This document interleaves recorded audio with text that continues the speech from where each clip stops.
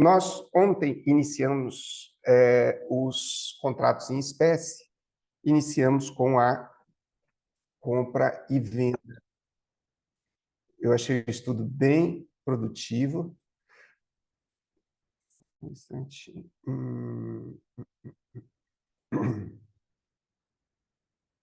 E hoje nós vamos prosseguir nessa tarefa.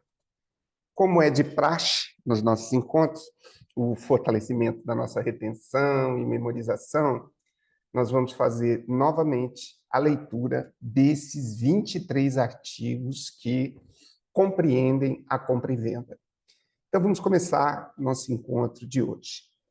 Das várias espécies de contrato, da compra e venda, disposições gerais. 481.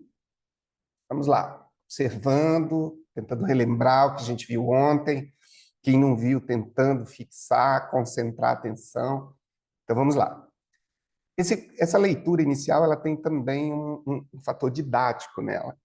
A leitura inicial ela favorece a nossa concentração, principalmente a mudança de um outro ambiente para esse ambiente de estudos. 481. Pelo contrato de compra e venda, um dos contratantes se obriga a transferir o domínio de certa coisa e o outro a pagar-lhe certo preço em dinheiro. 482. A compra e venda, quando pura, considerar-se-á obrigatória e perfeita, desde que as partes acordarem no objeto e no preço.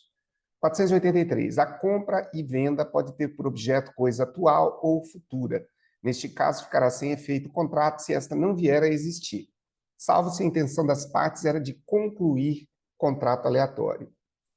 484. Se a venda se realizar à vista de amostras, protótipos ou modelos, entender-se-á que o vendedor assegura ter a coisa, as qualidades que a ela correspondem. Parágrafo único. Prevalece a amostra, o protótipo ou o modelo, se houver contradição ou diferença com a maneira pela qual se descreveu a coisa no contrato. 485. A fixação do preço pode ser deixada ao arbítrio de terceiro, que os contratantes logo designarem ou prometerem designar. Se o terceiro não aceitar a incumbência, ficará sem efeito o contrato, salvo quando acordarem os contratantes designar outra pessoa. 486. Também se poderá deixar a fixação do preço à taxa de mercado ou de bolsa, em certo e determinado dia e lugar. 487. É lícito às partes fixar o preço em função de índices ou parâmetros, desde que suscetíveis de objetiva determinação. 488. Convencionada a venda sem fixação de preço ou de critérios para sua determinação, se não houver tabelamento oficial, entende-se que as partes se sujeitaram ao preço corrente nas vendas habituais do vendedor. Parágrafo único. Na falta de acordo, por ter havido diversidade de preços, prevalecerá o termo médio. 489.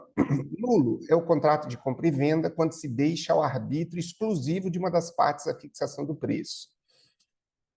490. Salvo cláusula em contrário, ficarão as despesas de escritura e registro a cargo do comprador e a cargo do vendedor as da tradição. 491. Não sendo a venda a crédito, o vendedor não é obrigado a entregar a coisa antes de receber o preço. 492. Até o momento da tradição, os riscos da coisa correm por conta do vendedor e os do preço por conta do comprador. Parágrafo 1º. Todavia, os casos fortuitos ocorrentes no ato de contar, marcar ou assinalar coisas que comumente se recebem, contando, pesando, medindo ou assinalando, e que já tiverem sido postas à disposição do comprador, correrão por conta deste. Parágrafo 2º. Correrão também por conta do comprador os riscos das referidas coisas, se estiverem em mora de as receber, quando postas à sua disposição no tempo, lugar e pelo modo ajustado. 493. A tradição de coisa vendida, da coisa vendida, na falta de estipulação expressa, dar-se-á no lugar onde ela se encontrava ao tempo da venda. 494. Se a coisa for expedida para lugar diverso, por ordem do comprador, por sua conta correrão os riscos, uma vez entregue a quem haja de transportá-la, salvo se das instruções dele se afastar o vendedor. Artigo 495. Não obstante o prazo ajustado para o pagamento, se antes da tradição o comprador cair em insolvência, poderá o vendedor sobrestar na entrega da coisa, até que o comprador lhe dê caução de pagar no tempo ajustado. 496. É anulável a venda de ascendente a descendente, salvo se os outros descendentes e o cônjuge do alienante expressamente houverem consentido.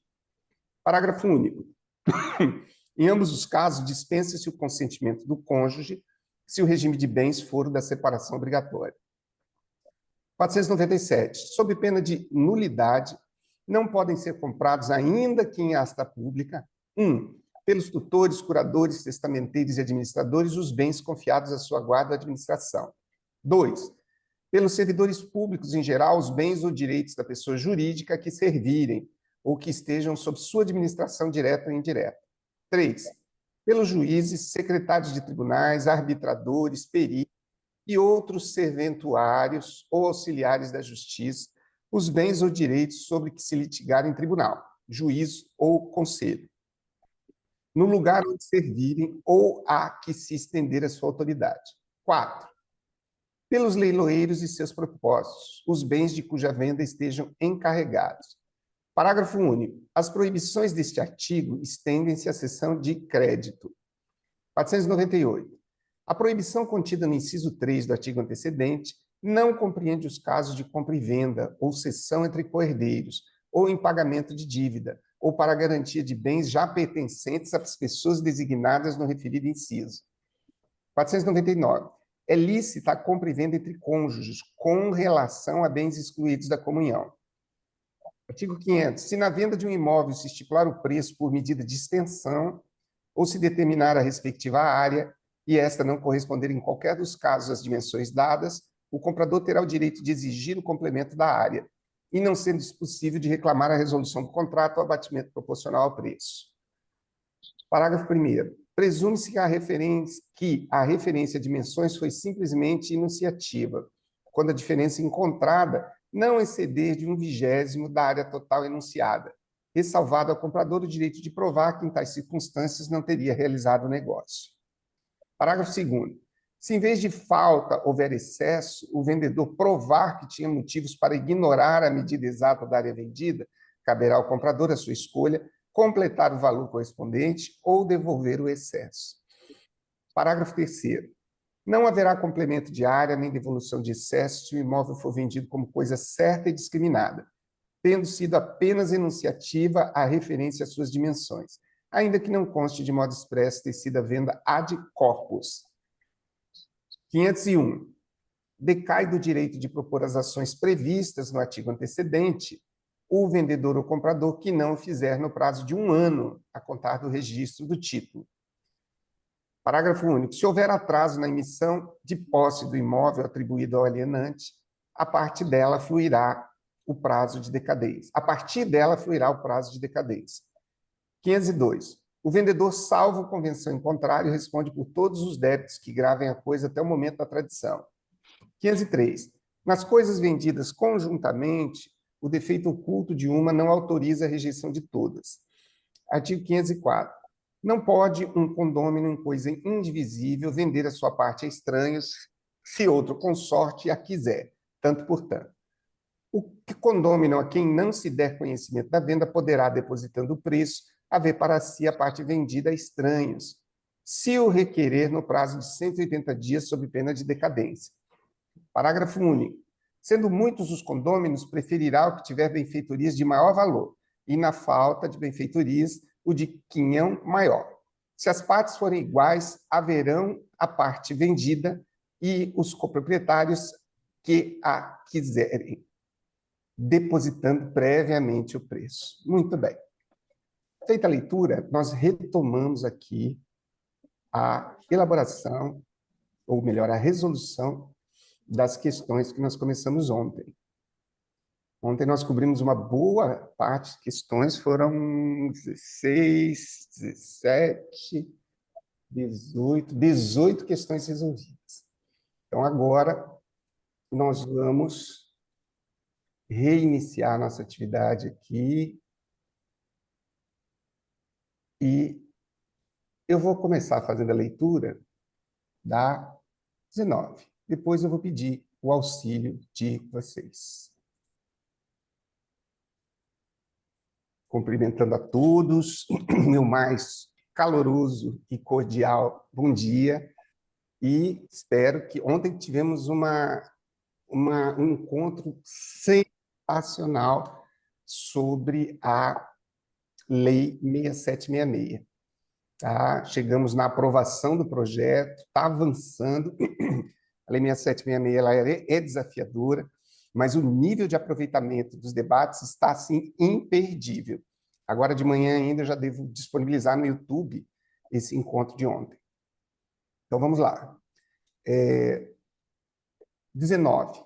A legislação civil contém hipóteses em que certas pessoas, em razão de sua função ou cargo, não podem adquirir determinados bens, sob pena de nulidade. Essas restrições visam impedir abusos de poder, proteger interesses de incapazes e preservar a moralidade administrativa e judiciária. Assim, tutores, curadores e administradores não podem adquirir bens sob sua guarda. Servidores públicos não podem comprar bens da entidade em que trabalham. Juízes e auxiliares da justiça são proibidos de adquirir bens litigiosos no juízo em que atuam. Os leiloeiros não podem comprar bens de cuja venda estejam encarregados.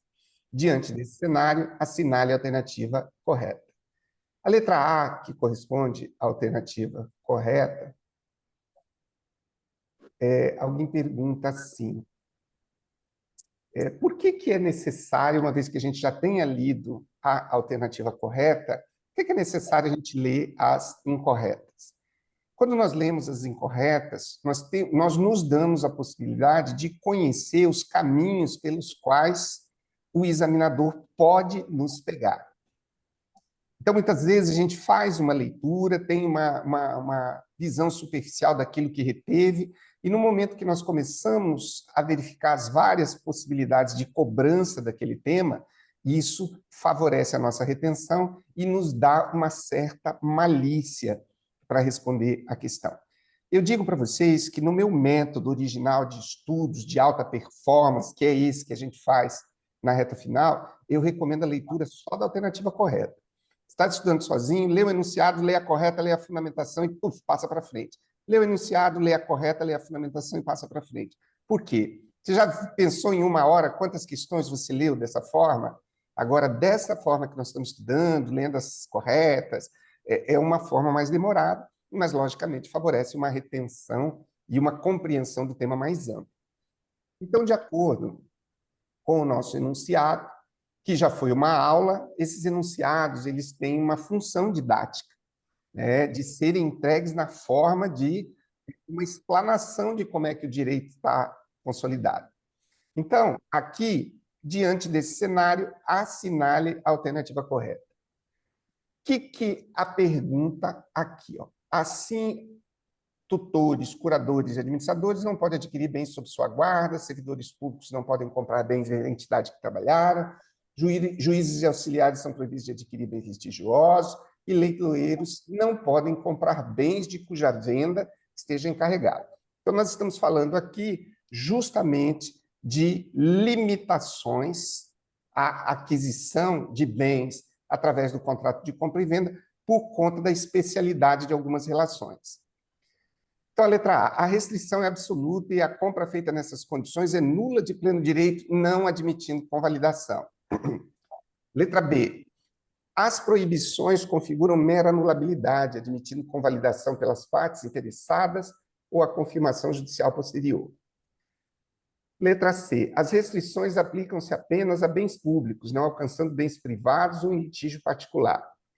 Letra D, a lei prevê nulidade relativa sujeita à arguição apenas pelos diretamente interessados. Letra E, essas restrições são de natureza administrativa e não afetam a validade civil do contrato.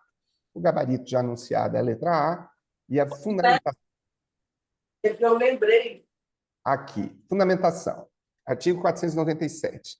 Sob pena de nulidade, não podem ser comprados. Não tem exceção.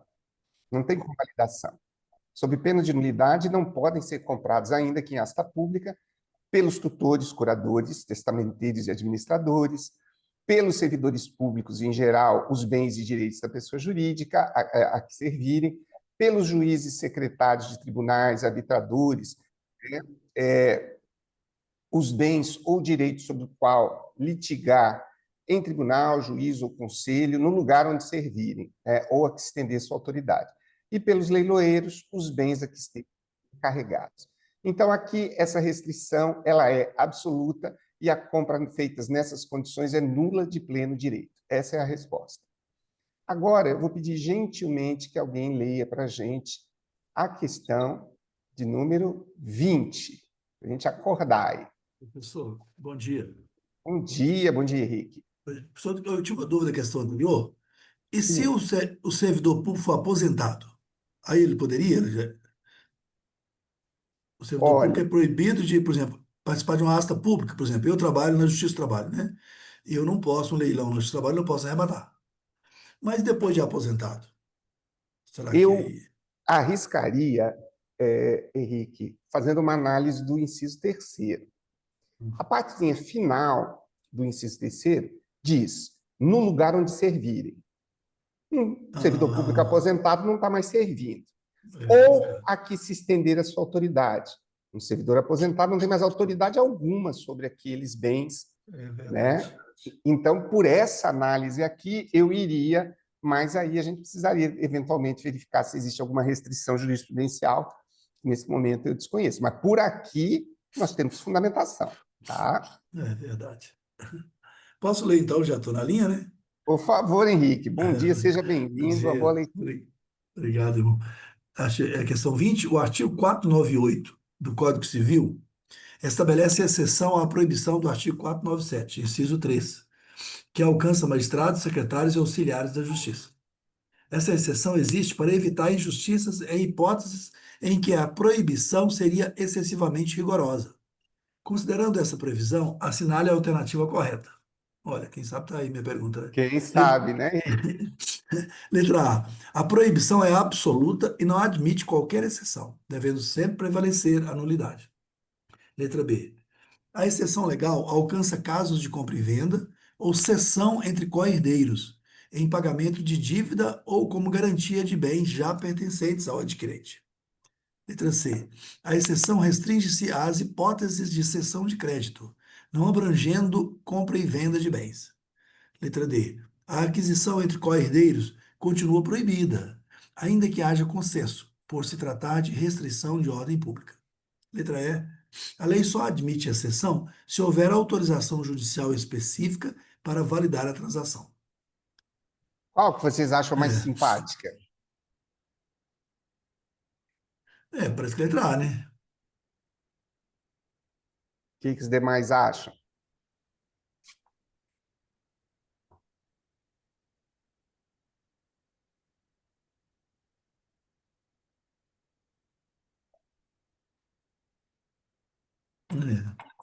Fala que autorização judicial não se prevê, né? Letra E não pode. Seria, então, a letra A? Vamos avançar, para a gente não perder tempo aqui. Olha só. Eu acho que é a letra B. Muito bem, É, Matias. Então, por gentileza, Henrique, faça a aham. leitura para nós da alternativa apontada como correta e depois da fundamentação. Alternativa B. A exceção legal alcança casos de compra e venda ou cessão entre co-herdeiros, em pagamento de dívida ou como garantia de bens já pertencentes ao adquirente. Fundamentação legal, então essa letra B aí, artigo 498. A proibição contida no inciso 3 do artigo antecedente não compreende os casos de compra e venda ou cessão entre co-herdeiros, ou em pagamento de dívida, ou para garantia de bens já pertencentes a pessoas designadas no referido inciso. Muito bem. A redação da letra B é justamente, né, a confirmação do que diz aí o 498, inciso 3, né? Não compreende os casos de compra e venda ou cessão entre co-herdeiros.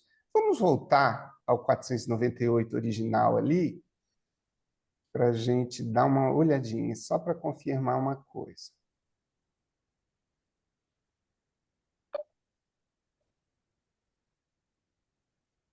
Ó, exatamente. Então, nós temos aqui, ó, o 497 falando em nulidade, não podem ser comprados, ainda que em asta pública.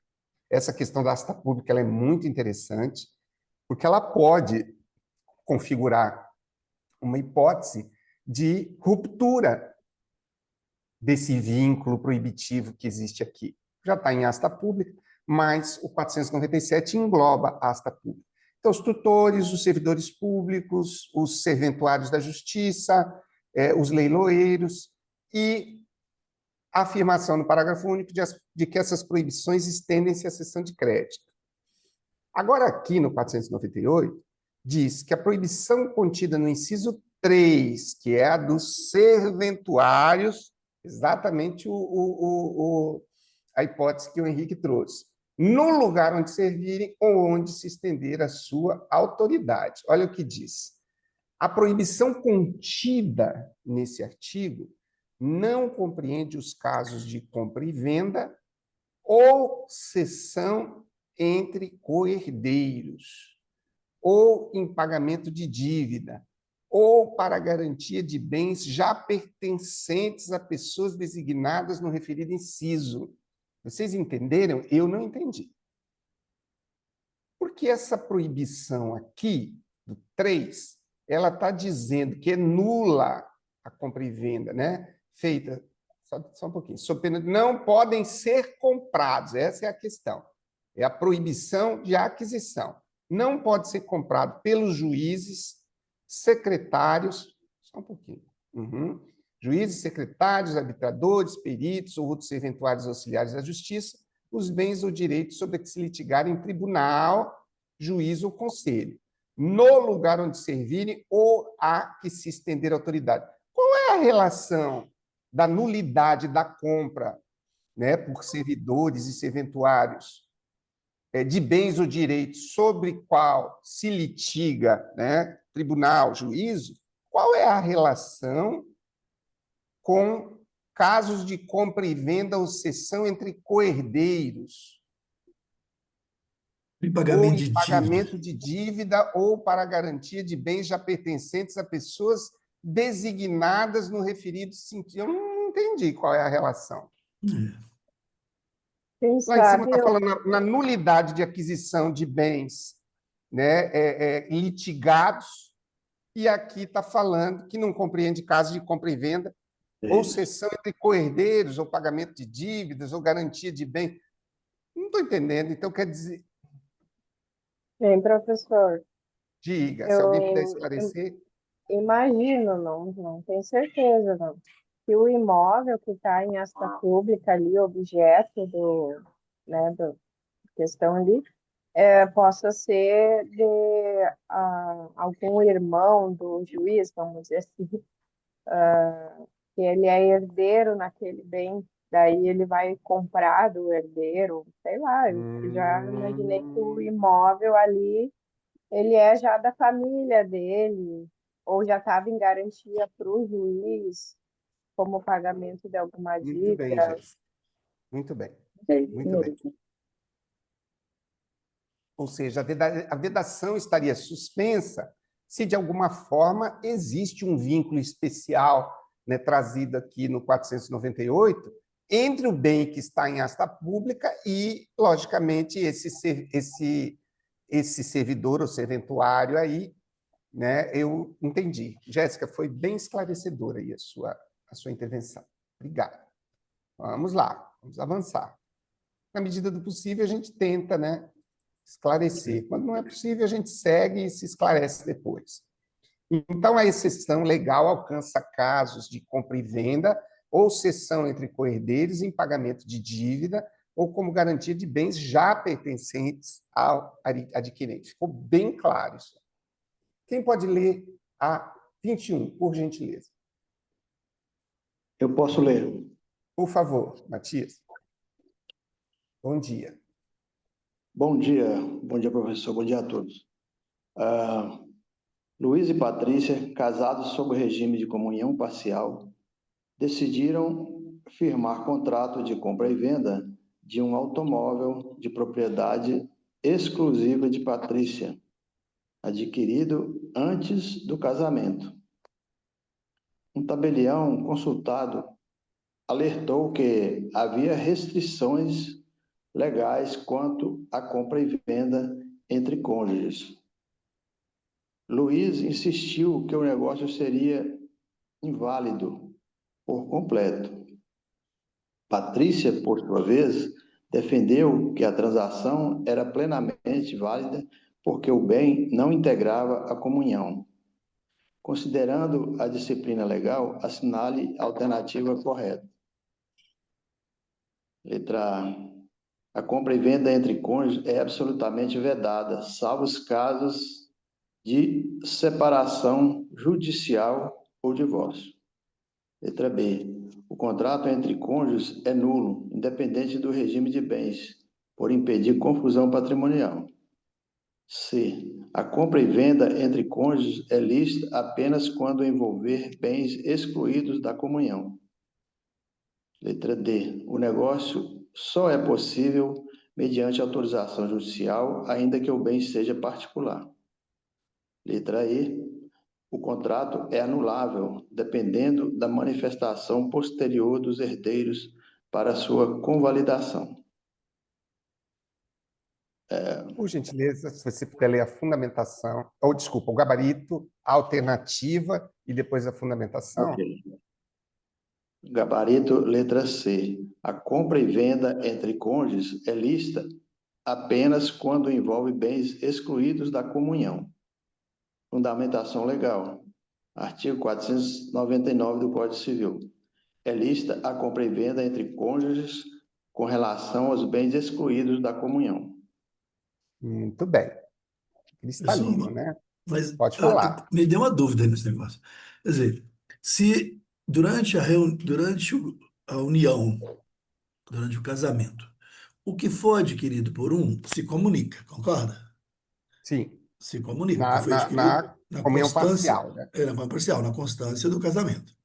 Aí, se eu compro uma coisa da minha mulher, uma coisa que era dela só antes, eu sou casado com ela, mas se eu comprei agora, então eu compro e passo a ter um bem que agora é meu e dela, né? Porque eu comprei na constância do casamento. Ou essa regra não vale aqui.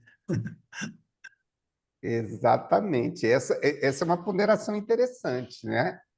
Se o marido compra um bem particular da mulher durante a constância do casamento, ele está comprando só a metade, né? Porque a outra metade ele está devolvendo para ela. Bom dia, pessoal. Bom dia, professor. Eu Bom entendo que dia. se ele comprar também com o patrimônio reservado dele, essa cláusula pode vir no contrato, e aí, futuramente, numa dissolução, ele não se comunicaria com a esposa. Eu acho que faz muito sentido, Cícero, tá? Faz muito sentido. Por quê? Porque me parece que o regime de bens ele tem esse sentido, né, de preservar o bem particular. Então, um bem particular de um cônjuge comprado por outro, com recursos oriundos também de um bem particular, preservaria, essa seria até ilógico que fosse diferente. Eu achei muito bem ponderado, tá? Bem colocado mesmo. Então, mas nós temos em regra geral. Agora, o porquê que aqui é lícita compra em relação aos bens excluídos da comunidade? É cristalino, né? Se for bem particular, pode ser objeto de compra e venda. Se for bem comum, não pode. Muito bem. Eu pego o dinheiro que eu ganho, servidor público, que eu recebo mensalmente. Compro o bem, o carro da minha mulher que ela tinha antes. E aí ela fala assim, não, mas você comprou foi com dinheiro nosso. Então, pô, logo é nosso. Exatamente. Exatamente. A não ser que você prove, como a Cícera muito bem ponderou, você prove que o dinheiro que você utilizou para comprar é daquela casa que você recebeu de herança dos seus pais. Aí Tá muda. certo. Obrigado aí, Então, Cícero. eu achei bem legal também as colocações. Então, vamos para a próxima, 22. Quem pode ler para a gente? Eu posso continuar aqui. Por favor, Matias. Então, vamos lá. Pedro adquiriu um imóvel urbano mediante compra e venda estipulada por medida de extensão. Após a emissão na posse, verificou-se que a área real era 10% inferior àquela prevista no contrato. Pedro buscou em juízo complemento da área ou abatimento proporcional do preço, enquanto o vendedor alegou que a diferença era irrelevante e que o contrato deveria prevalecer como celebrado. Considerando o regime jurídico aplicável, assinar a alternativa correta. Letra A. Se a diferença não exceder a 1/20 da área total anunciada, presume-se que a referência às dimensões era apenas enunciativa, salvo prova de que o comprador não teria realizado o negócio nessas condições. Letra B. Qualquer diferença de área invalida o contrato, cabendo ao comprador optar por resolução ou abatimento no preço.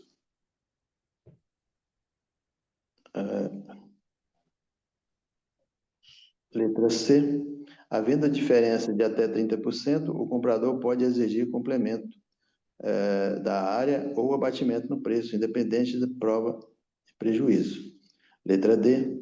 Quando houver excesso de área, o comprador não precisa pagar valor adicional, cabendo ao vendedor suportar o prejuízo. Letra E. A lei não regula o tema, devendo-se aplicar apenas princípios da boa-fé e função social. Então, gabarita a letra A. Você pode ler a letra A para nós, Letra por favor, novamente? Se a diferença não exceder a 1/20 da área total anunciada, presume-se que a referência às dimensões era apenas enunciativa, salvo prova de que o comprador não teria realizado o negócio nessas condições. O fundamento, por favor. Fundamentação legal, artigo 500 do Código Civil. Se na venda de um imóvel se estipular o preço por medida de extensão ou se determinar a respectiva área e esta não corresponder às dimensões dadas, o comprador terá o direito de exigir a complementação da área e, não sendo isso possível, de reclamar a resolução do contrato ou abatimento proporcional ao preço. Parágrafo 1º. Presume-se que a referência às dimensões foi simplesmente enunciativa quando a diferença encontrada não exceder a 1/20 da área total enunciada. É salvado ao comprador o direito de provar que, em tais circunstâncias, não teria realizado o negócio. Muito bem. Então, tá ótimo. Então, nós estamos aqui diante, né, da exigência do nosso conhecimento a respeito, né, de uma divergência entre a área enunciada, né, e a dimensão efetivamente encontrada. Então, se porventura essa diferença não exceder a 1/20, é isso que diz aqui, né, a 1/20 da área total enunciada, as dimensões são apenas enunciativas, tá? Vamos lá. 23. Quem pode ler para a gente?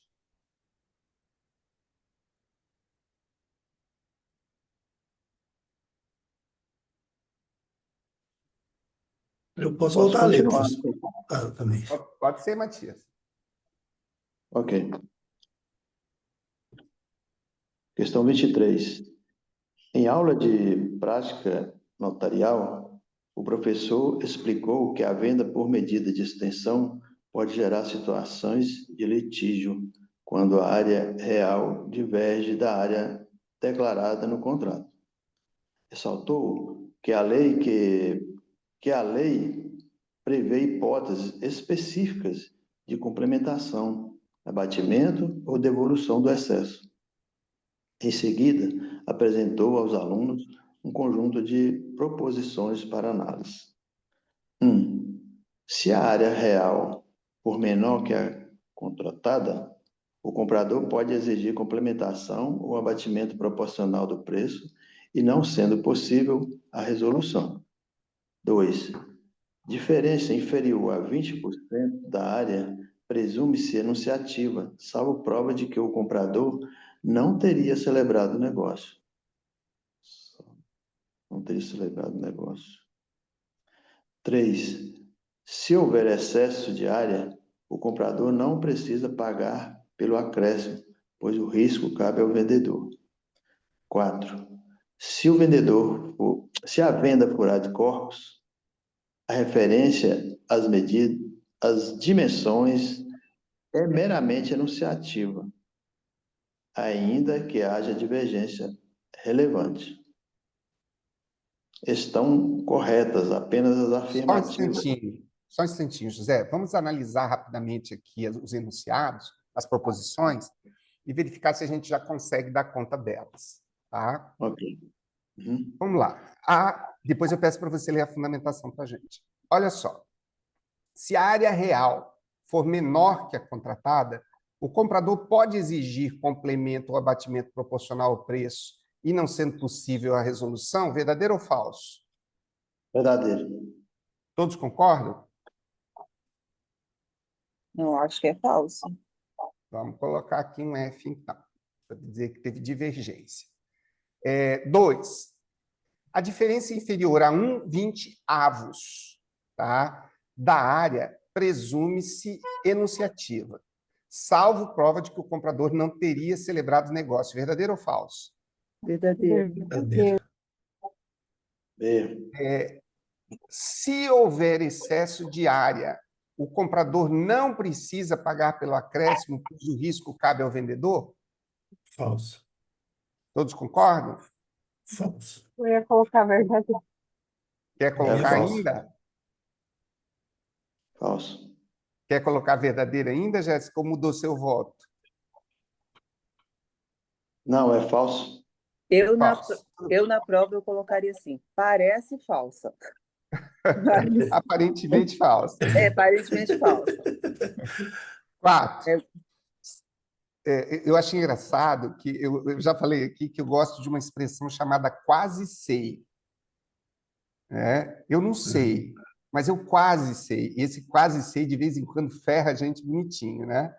Então, vamos para a 4ª.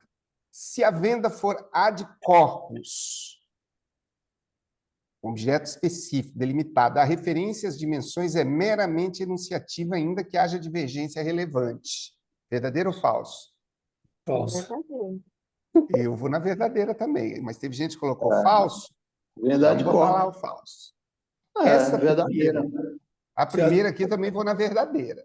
Se a diferença é relevante, né, professor? Aí, Ó, se a venda for ad corpus, a pessoa comprou um objeto específico.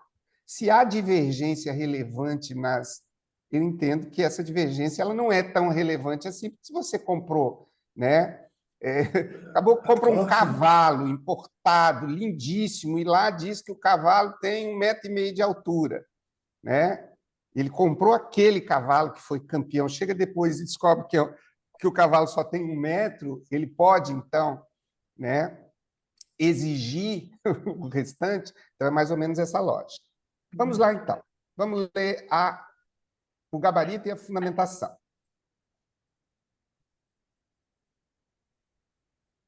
Quem está lendo? Matias, pode ler para a gente, por favor? Estão corretas 1, 2 e 4. Fundamentação legal. Artigo 500, parágrafos 1º, 2º e 3º. Disciplina a hipótese de diferença de área, excesso, presunção, enunciatividade e regra de venda ad corpus. Tudo bem, vamos lá para o 500. Deixa eu pegar ele na íntegra lá, que aqui... 500. O 500. Posso ler? Pode ler, por favor? Eu vou ler. Quer que eu, É porque quer que eu colhe ali primeiro? eu vou pegar o código aqui, então. Nós Porque temos aqui. Temos aqui, eu já coloco na tela. eu falo referência, né? Só um instantinho. Eu posso ler aqui o que está no código aqui. Faça o favor, então. Aqui na tela também. Ok. No artigo 500. Se na Isso. venda de um imóvel se estipular o preço por medida de extensão, ou se determinar a respectiva área e esta não corresponder, em qualquer dos casos, às dimensões dadas, o comprador terá o direito de exigir complemento da área e, não sendo isso possível, o de reclamar a resolução do contrato ou abatimento proporcional do preço. Que é para mim a resposta da primeira proposição. Prossiga, por favor. Presume-se que a referência às dimensões foi simplesmente enunciativa quando a diferença encontrada não exceder a 1/20 da área total enunciada, ressalvado ao comprador o direito de provar que, em tais circunstâncias, não teria realizado o negócio. Parágrafo 2º. Se em vez de falta houver excesso e o vendedor provar que tinha motivos para ignorar a medida exata na área vendida, caberá ao comprador, à sua escolha, complementar o valor correspondente ao preço ou devolver o excesso. Parágrafo 3º. Não haverá complementação de área nem devolução de excesso se o imóvel for vendido como coisa certa e discriminada, tendo sido apenas enunciativa a referência às suas dimensões, ainda que não conste de modo expresso ter sido a venda ad quo. Muito bem. Deixa eu levar esse artigo 500 aqui lá para frente.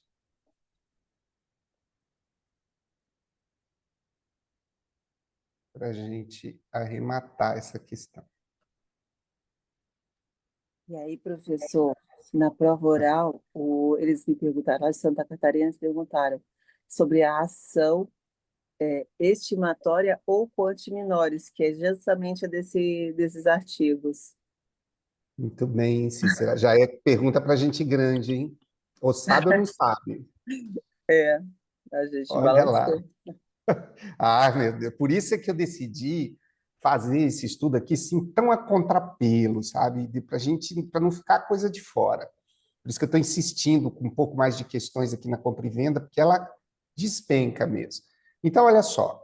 As questões apresentadas, as proposições apresentadas como corretas são: a primeira, se a área for menor que a contratada, o comprador pode exigir complemento ou abatimento proporcional do preço, se não sendo possível a resolução. Olha o que diz o caput do artigo 500. Na venda de um imóvel, se estipular o preço por medida de extensão ou se determinar a respectiva área esta não corresponder em qualquer dos casos às dimensões dadas, o comprador terá o direito de exigir o complemento da área, e não sendo isso possível, o de reclamar a resolução do contrato ou abatimento proporcional do preço. Ali, verdadeira. Uma coisa que eu quero a opinião de vocês aqui. Nós poderíamos ter como expressões sinônimas 1/20 e 20%? Não. 20 avos é 5%. Sim. Olha só, eu fiz essa proposição, eu vou te dizer que eu não tenho essa questão assim tão clara na minha cabeça, mas eu me baseio sempre pela história de 1/3, né? 1/3 de um objeto é 33,33%. 1/3 não é 30%, né? Então, 1/20, né? Nós precisaríamos pegar um inteiro e dividir em 20 partes, correto? Isso aí corresponderia necessariamente a 20%. Eu acho que a gente precisa ter sempre uma cautela em relação a isso, né? 5%, né? Olha só, já dá uma diferença, né? Então, a diferença inferior a 1/20 da área presume-se enunciativa, salvo prova de que o comprador não teria celebrado o negócio. 4, se a venda foi ad corpus, foi especificamente em relação a um objeto, a referência às dimensões é meramente enunciativa, ainda que haja divergência relevante, né? Então, a formulação dessas questões, ela visa objetivamente o estudo, tá? Que a gente possa melhorar a qualidade da retenção. Quem pode ler para nós a 24? Vamos ver se a gente consegue eliminar todas essas questões e comece a avançar rapidamente dentro dessa temática de contratos em espécies, que ela é muito importante para a gente. Posso ler? Por favor, Jéssica. A lei estabelece prazo específico de decadência para o exercício do direito de reclamar diferenças de área em contrato de compra e venda de imóvel. Esse prazo pode variar conforme situações específicas, como atraso na emissão de posse. Qual é a regra prevista pelo Código Civil? Letra A.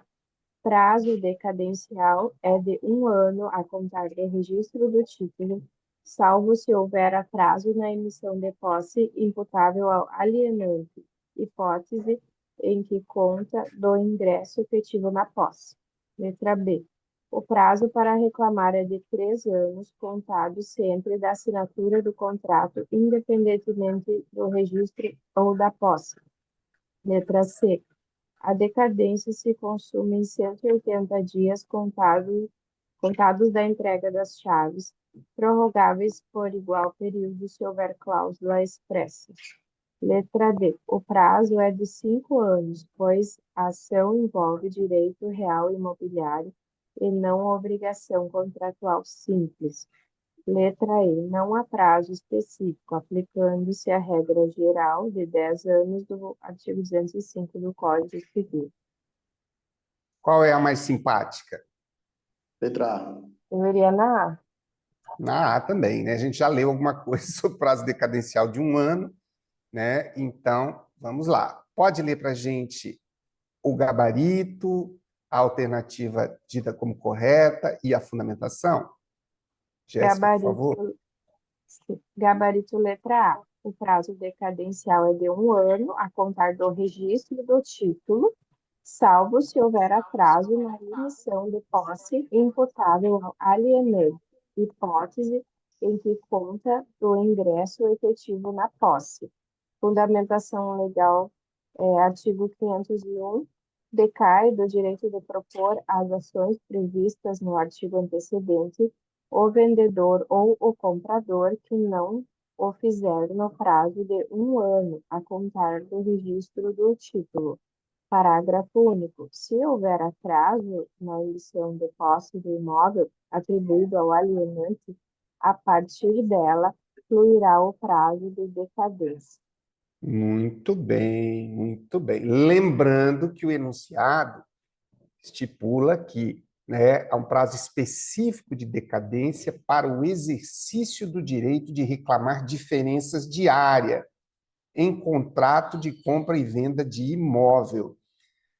O prazo decadencial é de 1 ano a contar do registro do título, salvo se houver atraso na emissão da posse imputável alienante, hipótese em que conta do ingresso efetivo na posse. Gente, nós temos aqui, podemos utilizar esse exercício aqui para ampliar um pouquinho a nossa compreensão. Principalmente no que diz respeito a prazos decadenciais e a prazos prescricionais. Existe um momento do aprendizado de prazos prescricionais e decadenciais em que nós dependemos totalmente de que o examinador diga para a gente se é um prazo decadencial, um prazo prescricional, porque nós ainda não dominamos o conteúdo que nós estamos, mas nós já temos 2 encontros aqui sobre prescrição e decadência gravados e disponibilizados no grupo. Então, nós poderíamos fazer a seguinte pergunta: será que tem algum outro tipo de raciocínio que a gente possa colocar sobre esse prazo de 1 ano, no sentido de que ele informe para a gente se se trata de um prazo decadencial ou prescricional? Ou eu só sei que é decadencial porque o examinador falou para mim que é decadencial? Qual elemento nós podemos captar dessa situação fática específica aqui para entendermos materialmente, não só formalmente, né, o porquê é um prazo decadencial? Vocês entenderam a pergunta que eu fiz? Eu estou lá diante de um prazo. Tá, ele está dizendo que é um prazo decadencial, mas será que é mesmo? Como é que eu sei que um prazo decadencial é de fato decadencial ou é prescricional? Por quê? Porque o examinador pode querer me pegar, né? Ele pode botar ali prescricional e a gente achar que ele colocou é prazo prescricional. Então, como é que nós fazemos aqui? Alguém tem a resposta para isso? Alguém Professor, soluciona essa pergunta? Pode falar, Cícero. eu só decoro o 206 lá do Código Civil como prescrição e o resto é decadência. Ótimo, já é uma excelente estratégia. Então, o prazo prescricional ele estaria taxativamente estabelecido, os demais seriam decadenciais. Mas tem uma outra forma, essa é boa, tá? Mas tem uma outra forma, né, que nós trabalhamos aqui no grupo, tá? É que é o seguinte: quais são as palavras-chave diferenciadoras da decadência para a prescrição? Vocês se recordam? Nós temos duas palavras-chave, uma para decadência e uma para prescrição. E essa palavra-chave, ela é capaz de demonstrar para nós se a situação fática é uma situação de decadência ou é uma situação de prescrição. Vocês se recordam quais são essas palavras-chave? Qual é a palavra-chave relacionada à decadência? Direito, o quê? Potestativo. Direito potestativo. Se eu estou analisando a questão e nós estamos falando de direito potestativo, só pode ser decadência, tá? Agora, quando nós estamos falando em prescrição, nós vamos utilizar uma outra palavra-chave. Qual é? Que é pretensão. Pretensão. Tá? Por quê? Porque decadência é exatamente, perdão, a prescrição é exatamente a extinção do prazo prescricional. O prazo prescricional, ele se extingue, isso é decadência. Agora, eu tenho um prazo para o exercício do direito potestativo, mas o professor ainda fica um pouco em dúvida, né? Como assim, de um lado, exercício de direito potestativo e do outro lado, o exercício do direito, né, de pretensão? Bom, quando nós estamos falando no exercício de direito de pretensão, nós estamos falando de direito formal, instrumental, processual, ação. Quando nós estamos falando no exercício do direito potestativo, nós estamos falando em direito material, não há necessidade aqui da tutela jurisdicional. Então, quando olha lá o enunciado, diz: a lei estabelece prazo específico de decadência para o quê? Para o exercício do direito de reclamar diferenças de área em contrato de compra e venda de imóvel. Então, nós estamos falando aqui de um prazo decadencial do uso do direito potestativo. Tudo bem? Agora, quando nós estamos falando de violação de direito, do surgimento do direito à pretensão, nós estamos falando da base efetiva de uma ação judicial. Pelo menos essa é uma das formas de nós distinguirmos objetivamente. De um lado, direito potestativo, de outro lado, pretensão. Tá? Então, o prazo decadencial é de 1 ano a contar do registro, salvo se houver atraso na emissão de posse imputável alienante, hipótese em que conta do ingresso efetivo na posse. Tudo bem? Vamos avançar. 25.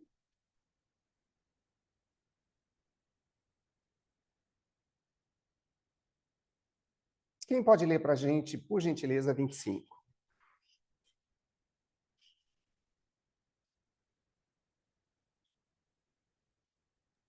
Posso ler, professor? Por favor, Márcia. Desculpe, eu deixei meu áudio ligado aí um tempinho. Não tem problema, não. Em contratos de compra e venda, envolvendo vários objetos, é possível que um deles apresente defeito oculto sem que os demais tenham qualquer vício. Em paralelo, na hipótese de venda de coisa indivisível, um condômino não pode transferir sua parte a terceiro estranho sem observar o direito de preferência dos demais. Considerando a legislação aplicável, assinale a alternativa correta. Posso ler as alternativas? Por gentileza, Márcia. Letra A. O defeito oculto em uma das coisas vendidas conjuntamente não autoriza o comprador a rejeitar todas, devendo limitar-se àquela defeituosa. Já na venda de coisa indivisível, o condômino que não respeitar o direito de preferência permite ao outro haver a parte vendida para si, se o requerer no prazo de 180 dias. B. Se qualquer das coisas vendidas em conjunto tiver defeito oculto, o comprador pode rejeitar a totalidade do contrato. Na venda de coisa indivisível, o condômino preterido deve ajuizar a ação em até 1 ano para exercer seu direito de preferência. Muito bem, deixa eu... Tem que subir um pouquinho. Isso. É a C. O vício oculto em coisa conjunta invalida a venda inteira, sem possibilidade de restrição. Quanto ao condomínio, a lei apenas prevê indenização ao condômino preterido. D. A lei admite que o comprador rejeite todas as coisas vendidas conjuntamente por vício em apenas uma delas, mas no condomínio, a preterição de preferência não gera direito à adjudicação da parte vendida. Obrigado, Márcia. E aí, qual que vocês acham mais simpática? Letra A. Ah, Eu também vou de A. É a menos agressiva, né? Então, por favor, Márcia, leia para a gente o gabarito, depois nós voltamos para a sim. leitura da alternativa correta e depois nós vamos lá para a fundamentação. Pode Sim, ser? então, pode. Letra A. Vamos ver aqui a fundamentação. Você quer ler a alternativa A primeiro? A alternativa novamente, né? Isso, O né? defeito oculto em uma das coisas vendidas conjuntamente não autoriza o comprador a rejeitar todas, devendo limitar-se àquela defeituosa.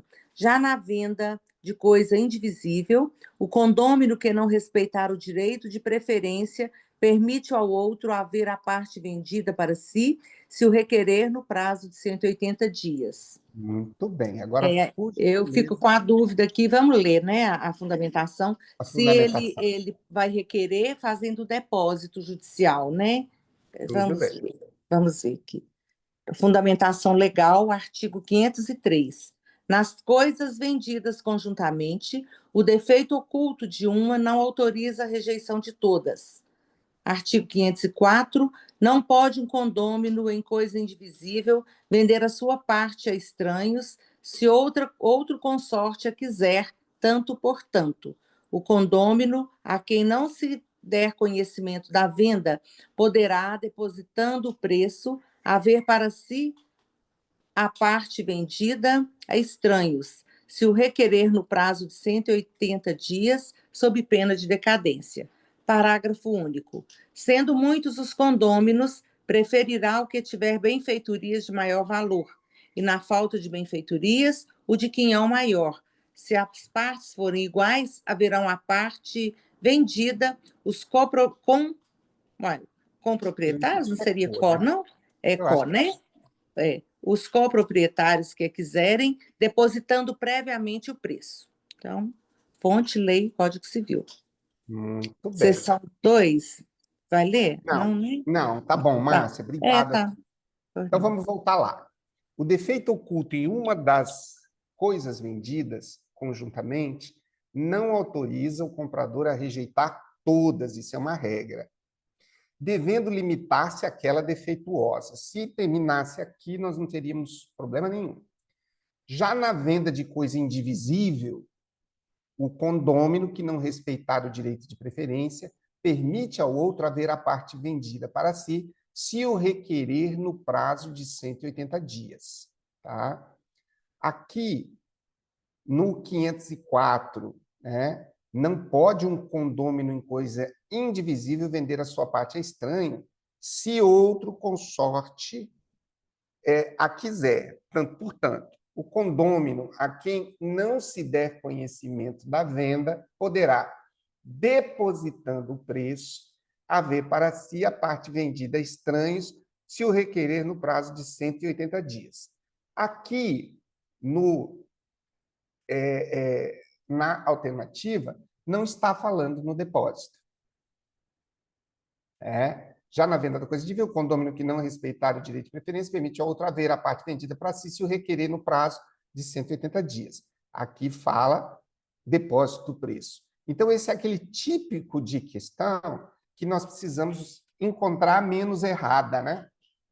A menos errada, a mais simpática, né? A que tem a interface mais amigável. Então, agora, pode falar.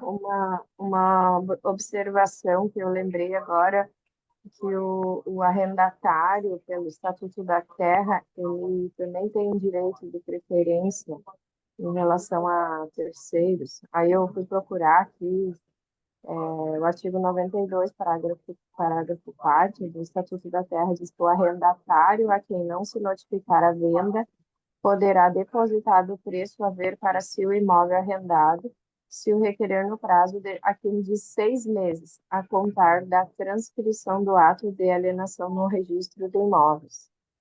Muito bem, Jéssica. Muito bem. Vamos lá. Das cláusulas especiais à compra e venda. A retrovenda. O vendedor de coisa imóvel pode reservar-se o direito de recobrá-la no prazo máximo de decadência de 3 anos, restituindo o preço recebido e reembolsando as despesas do comprador, inclusive as que, durante o período de resgate, se efetuaram com a sua autorização escrita ou para a realização de benfeitorias necessárias. Lendo de novo 505.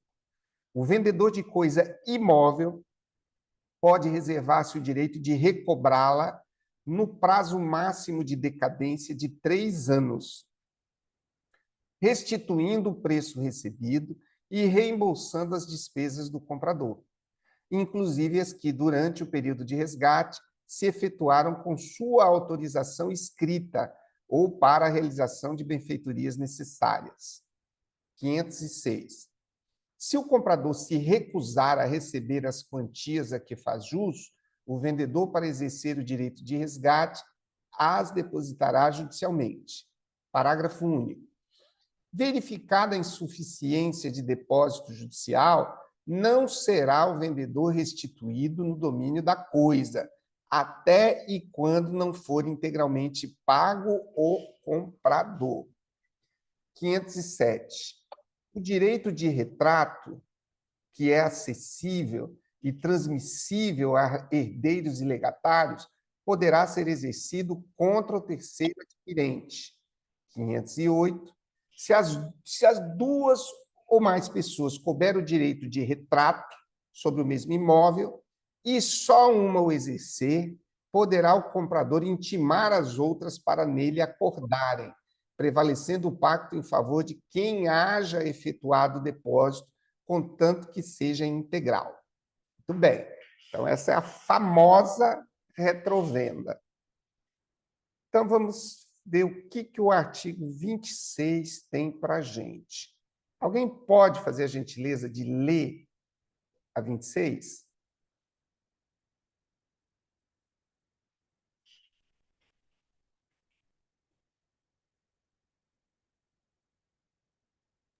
Posso ler.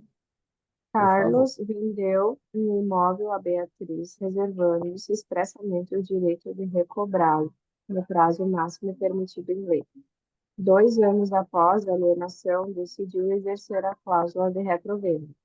Beatriz alegou que só aceitaria devolver o bem se Carlos pagasse não apenas o preço original, mas também todas as despesas que havia suportado, inclusive as benfeitorias necessárias realizadas durante a posse. Carlos sustentou que não estava obrigado a arcar com valores adicionais, considerando a disciplina da retrovenda, assinale a alternativa correta. Letra A. O vendedor pode reaver o imóvel sem ressarcir qualquer valor ao comprador, bastando restituir o preço pago originalmente. Letra B. Para exercer a retrovenda, o vendedor deve restituir o preço recebido e reembolsar as despesas do comprador, inclusive as necessárias autorizadas por escrito.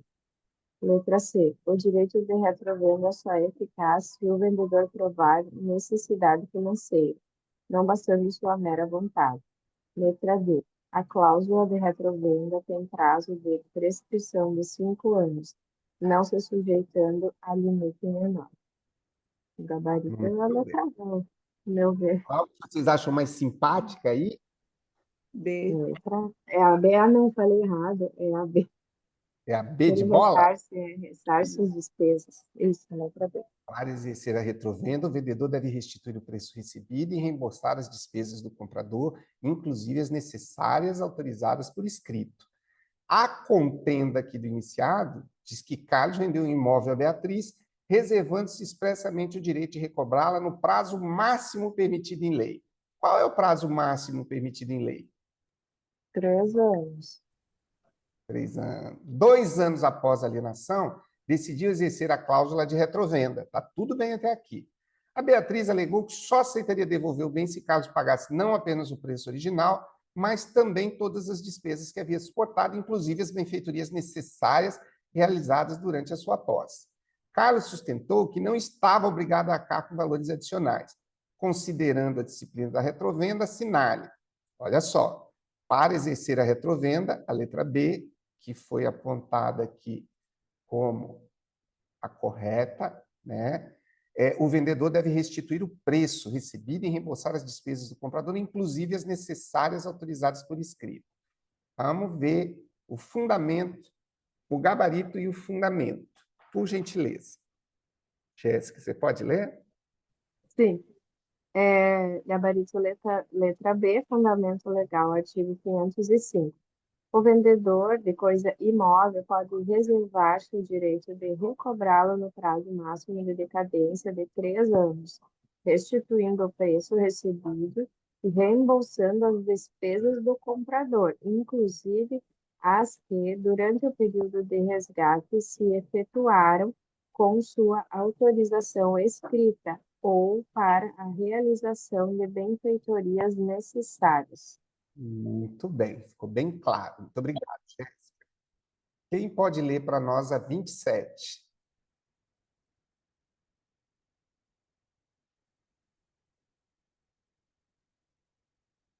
Eu posso, professor. Por favor, Patrick. Bom dia, seja bem-vindo.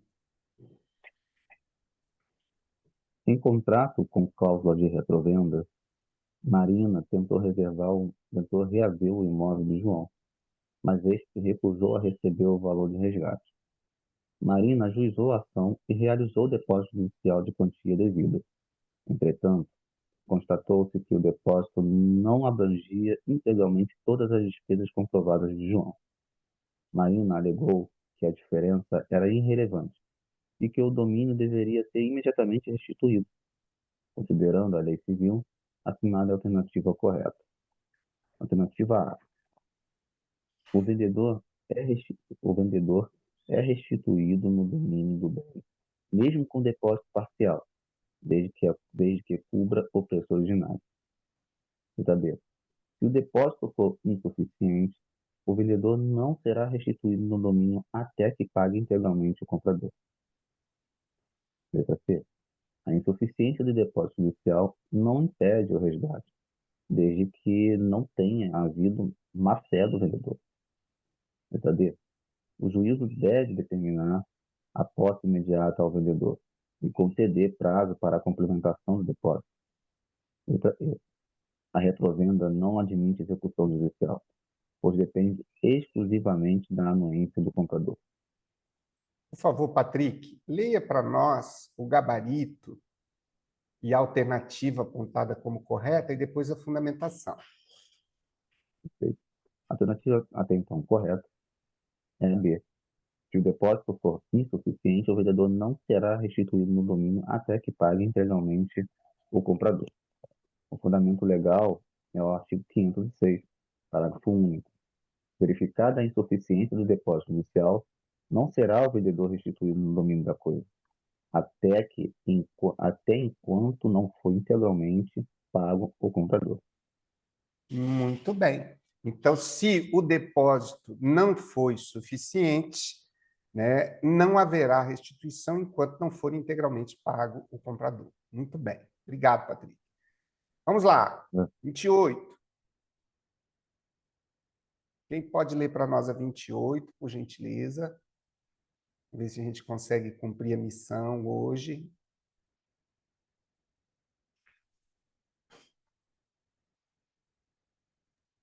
Eu leio, professor. Cícera, obrigado. 28. Em uma palestra sobre contratos imobiliários, o professor explicou que a retrovenda, também chamada de direito de retrato, pode ser exercida inclusive contra terceiros adquirentes. Acrescentou que, além de ser transmissível a herdeiros e legatários, esse direito pode ser objeto de cessão entre vivos, ampliando seu alcance negocial. Após a exposição, foram apresentadas as seguintes proposições para análise dos alunos. 1. O direito de retrato é cessível, podendo ser transmitido inter vivos. 2. O direito de retrato é transmissível causa mortis, alcançando herdeiros e legatários. 3. O direito de retrato só pode ser exercido contra o comprador original, não alcançando terceiros adquirentes. 4. A lei prevê possibilidade de exercício de direito de retrato, inclusive contra terceiros adquirentes, sem necessidade de autorização judicial prévia. Obrigado, Cícera, por enquanto. Depois eu peço para você ler para nós a fundamentação, tá? Vamos só postar um pouquinho na nossa memória. A proposição de número 1 diz que o direito de retrato é cessível, podendo ser transmitido em vivos. Verdadeiro ou falso? Verdadeiro. Todos vão na verdadeira? Vamos lá. A 2. O direito de retrato é transmissível causa mortes, alcançando herdeiros e legatários. Verdadeiro. Verdadeiro ou falsa? Verdadeiro. Verdadeiro. Ótimo, Lana. 3. O direito de retrato só pode ser exercido contra o comprador original, não alcançando terceiros adquirentes. Verdadeiro ou falso? Falso. Falso. 4. Vocês estão atrevidos, hein? 4. A lei prevê a possibilidade de exercício do direito de retrato, inclusive contra terceiros adquirentes, sem necessidade de autorização judicial prévia. Verdadeiro. Verdadeira? Verdadeiro. Muito bem. Então, agora, por gentileza, eu peço para que você leia para nós, Cícera, o gabarito, tá? E a fundamentação. O gabarito é letra A, o inciso 1, 2 e 4. 1. O direito de retrato é cessível, podendo ser transmitido inter vivos. 2. O direito de retrato é transmissível causa mortis, alcançando herdeiros e legatários. 4. A lei prevê a possibilidade de exercício de direito de retrato, inclusive contra terceiros adquirentes, sem necessidade de autorização judicial prévia. Muito bem. Gabarito A, fundamentação legal. Artigo 507. O direito de retrato é cessível e transmissível a herdeiros e legatários. Desculpa, o direito de retrato que é acessível e transmissível a herdeiros e legatários poderá ser exercido contra terceiro adquirente. Muito bem. Vocês percebem que a Professora, primeira... Pode falar. uma dúvida só, acho que só para esclarecer. Ali esse terceiro adquirente seria uma pessoa, no caso esse comprador que comprou o imóvel com cláusula de retrovenda, ele tem a liberdade de vender esse imóvel que não seja para o antigo vendedor, para o antigo vendedor, Ele pode vender para outra pessoa mesmo dentro desse prazo de 3 anos? É o que dá a entender aqui, né? É Olha isso só. mesmo. Que se pode ser exercida contra terceiro adquirente, né? Então, foi muito bem ponderado, né? Então, o direito de retrato, ele não seria um impedimento para a venda. Mas, no entanto, se essa venda ocorreu, esse assunto aqui é muito interessante, o casamento dele com a evicção, né? Com a evicção. Então, nós temos aqui esse terceiro que comprou e que perdeu por conta do direito de retrato tem direito à evicção, em princípio, né? Então, é bem interessante essa questão. Vamos para a próxima. 29. Quem pode ler para a gente?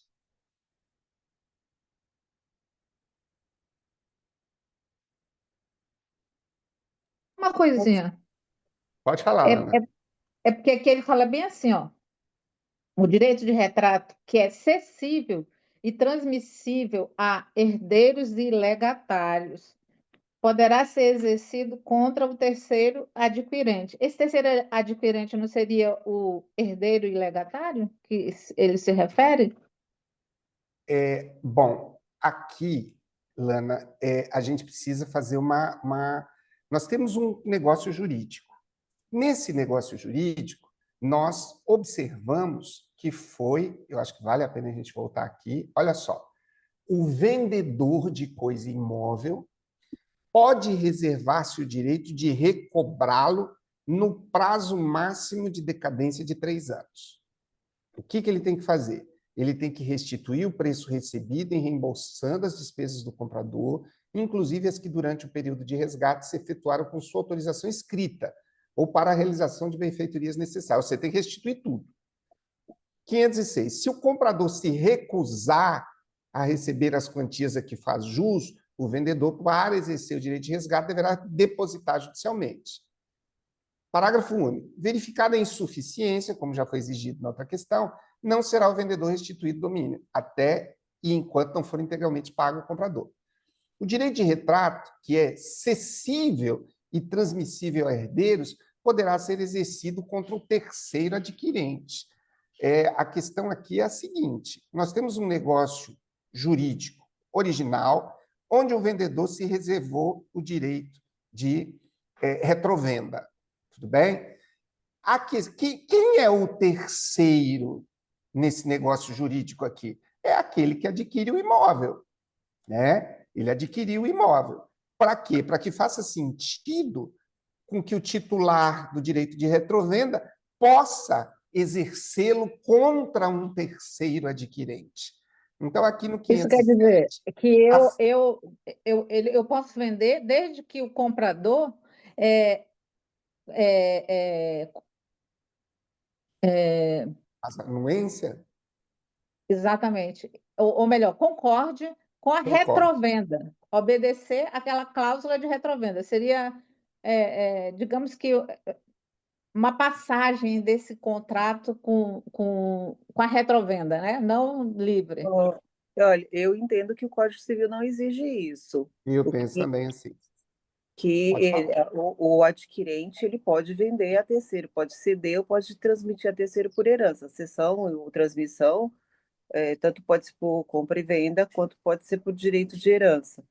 E, no Exatamente. caso, o vendedor original, ele tem esse direito de retrovenda dentro desse prazo. E ele vai pagar por as despesas e o que ele pagou. Agora, se esse comprador vender a um terceiro, ah, pelo caso Ele da não teria que evicção que o professor respeitar falou, essa cláusula de retrovenda? Eu acho que ele teria que respeitar dentro desse prazo de 3 anos, né? sim, Só um aí, instantinho. aí Só um com a instantinho. tabelião tem que deixar claro que o adquirente sabe que tem essa cláusula de retrovenda e que ele pode, inclusive, perder. Aí aplica-se a evicção aqui. E se tiver Aham. alguma diferença, seria caso de indenização da diferença. Isso, Mas o terceiro isso quer jamais dizer poderia. que não seria só o herdeiro legatário, mas até um terceiro comprador fora do. Exato. Só uma coisa aqui importante, até para a gente poder esclarecer um pouco mais, eu achei bem interessante as colocações que foram feitas, é que a gente pode fazer uma pergunta aqui, tá? A compra e venda a terceiros, tá? De um imóvel cujo negócio jurídico original prevê a retrovenda, precisa da concordância do vendedor original, que tem direito à retrovenda, ou não? Essa é a pergunta que a gente tem que fazer, porque foi o problema levantado aqui, né? A Lana ponderou que parece que seria necessário essa autorização, essa concordância, né? A Cícera, né, objetou, e eu, particularmente, acho que, se esse direito pode ser exercido contra o terceiro adquirente é uma figura jurídica aqui perfeitamente válida. É perfeitamente possível que o terceiro adquira um imóvel que está, de alguma forma, vinculado a um contrato com previsão de retrovenda, sem autorização do comprador. Esse é o primeiro elemento. Pode vender, não precisa pedir autorização. Agora, aqui no 507, nós temos um outro elemento inicial aqui que nós também precisamos tratar, que é a cessibilidade do direito de retrato. Bom, nós temos um vendedor que se reservou o direito de retrato. A questão em voga aqui no 507 é se esse direito de retrato ele pode ceder para alguém. Aqui no 507 está falando que pode ceder a herdeiros e legatários. O direito de retrato é cessível e transmissível a herdeiros e legatários. Como que vocês entenderam essa primeira parte aqui? O que significa? O direito de retrato é cessível e transmissível a herdeiros e legatários. Ou seja, que o direito de retrato, que alguém morre pode ser objeto de sucessão, né? Exatamente. Exatamente. Ele pode ser objeto de sucessão. Tudo bem, ficou claro. Mas eu poderia ceder esse direito de retrato a terceiros? Eu acho que não faz sentido, né? Você vai ceder o direito de retrato isoladamente, sendo que o negócio... Quer dizer, não sei. É verdade, professor. Eu estava aqui observando por outro ângulo, e, na verdade, o direito de retrato é justamente do vendedor primitivo. Exatamente. Ele vai transmitir para os seus herdeiros ou legatários. Exatamente. Então, vamos mais adiante. Bem legais essas ponderações aí. Vamos avançar. Aqui, ó. Confere. Vamos. Quem pode ler a 29, por gentileza? Eu acho que a gente vai conseguir dar conta da nossa meta hoje.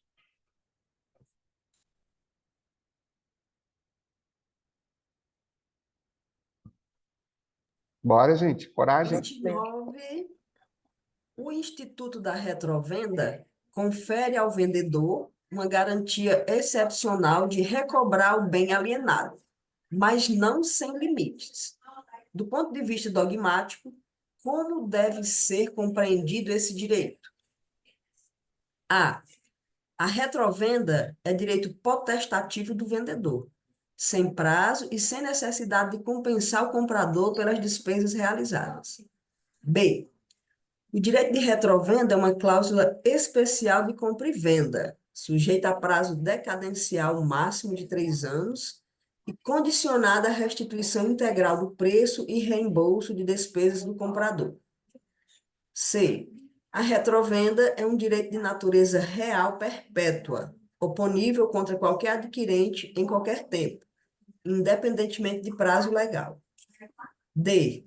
O direito de retrovenda pode ser exercido unilateralmente, sem necessidade de depósito judicial, ainda que o comprador se recuse a receber. Trata-se de direito que depende exclusivamente de autorização judicial para ser exercido, sem eficácia imediata da cláusula contratual. Qual é... Tudo bem, Marcleide? Bom dia. Tudo bem, Pedro.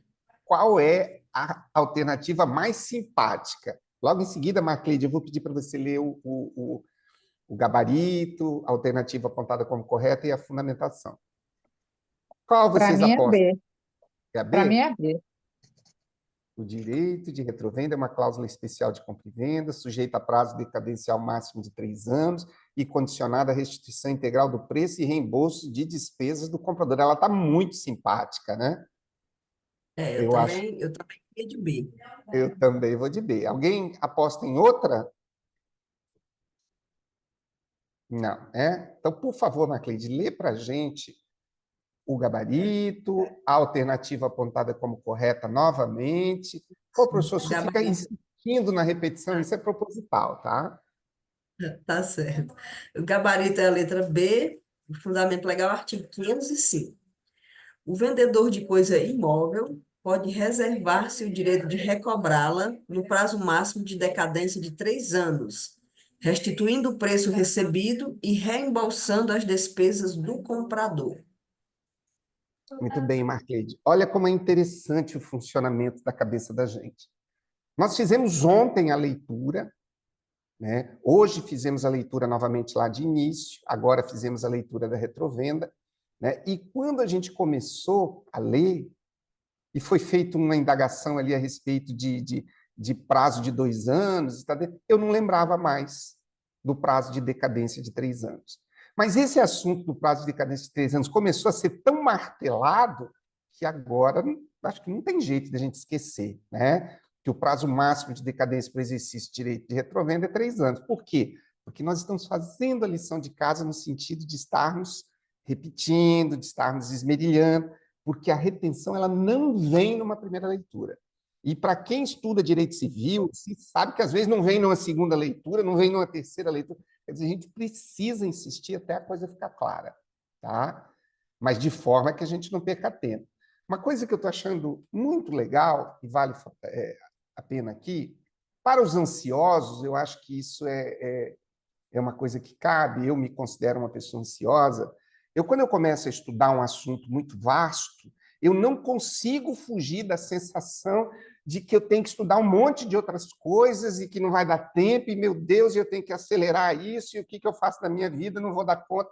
E muitas vezes essa sensação trava a gente, tá? Então, aqui, essa metodologia que a gente está estudando, nós estamos reservando 2 horas para estudar esse assunto. Isso é muito? Isso é pouco?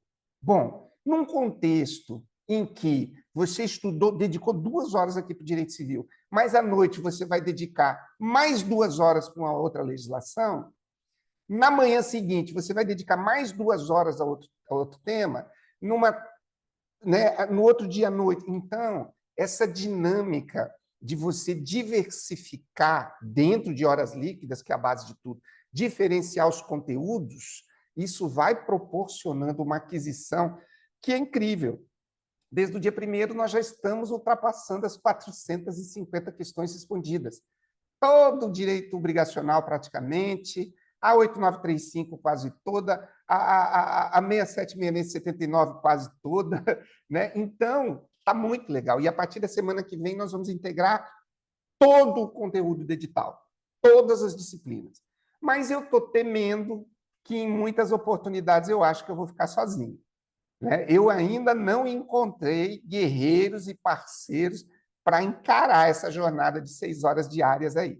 Não acredito que seja só por covardia, né? Porque muitos de nós temos N atividades.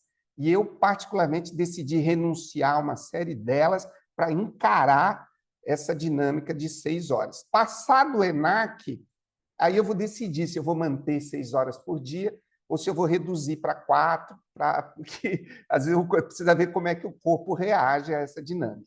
Tá? Eu estou começando às 6 fazendo questões. De 6 às então, 7 questões. E então, aí, querido, das 6h30 vai virar café pequeno. Pois é. Então, a partir de segunda, a gente começa das 6h30 às 9h30 e à noite das 6h30 às 9h30 também. Só na segunda-feira, que eu tenho um compromisso inadiável, que termina justamente às 19 horas, que o nosso encontro não vai ser das 6h30 às 9h30, mas vai ser das 19h30 às 22h30. Tá? Mas nos demais dias, sempre começando às 6h30, e eu acho que a gente vai conseguir bons resultados, colher bons frutos disso aí. Parabéns, Lana. Tá pegando, tá com a faca no dente aí, hein? Tô gostando de ver. Se eu não vencer esse Senac, eu vou enterrar minha cabeça dentro do buraco, pelo amor de Deus. Olha, Lana, só já me assusta a ideia de passar pela deprê novamente, que foi não ter passado no primeiro. Então, eu decidi que eu não quero passar por isso novamente. Então, vamos fazer o que está ao nosso alcance para a gente fazer bonito lá, tá? Mas, professor, muita gente boa. Já vi que eu não estou sozinho. Não, Professor, muita gente boa, muita gente inteligente que já está na atividade há muito tempo não passou. Então, fica tranquilo, é assim mesmo. Não, eu vou dizer assim que existe um aprendizado, assim, existe um momento na trajetória da gente que a gente precisa de um choque de realidade, né?